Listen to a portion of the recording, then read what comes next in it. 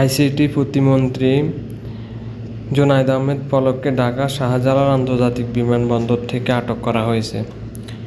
মঙ্গলবার দুপুর ৩টার দিকে বিমানবন্দরের ভিআইপি লঞ্চ থেকে তাকে আটক করা হয়।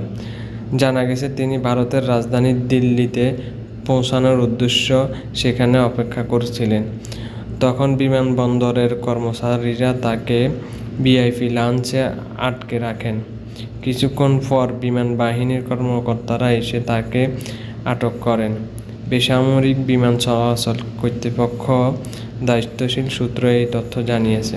ছাত্র জনতার অভ্যুত্থানের মুখে গতকাল পদত্যাগের পর দেশে পালিয়ে যান শেখ হাসিনা। এরপর থেকে তার সরকারের আইসিটি প্রতিমন্ত্রীর পলকের খোঁজ ছিল না। তিনি দেশে আছেন নাকি বিদেশে পালিয়েছেন তা নিয়ে নানা গুঞ্জন ছিল। এর মধ্যে গতকাল রাতে নাটোরের সিংড়া পলকের বাড়িতে হামলা চালানো হয়। বিকেলে তার বাড়িতে আগুন ধরিয়ে দেয় বিক্ষুব্ধ জনতা। লুটপাটও চালানো হয় তার বাড়িতে। তো সর্বশেষ যেটা জানা যায়, আইসিটি প্রতিমন্ত্রী জুনায়েদ আহমেদ পলককে বাংলাদেশ বিমান বাহিনী আটক করে এবং বর্তমানে তিনি বাংলাদেশ বিমান বাহিনীর হেফাজতে আছে।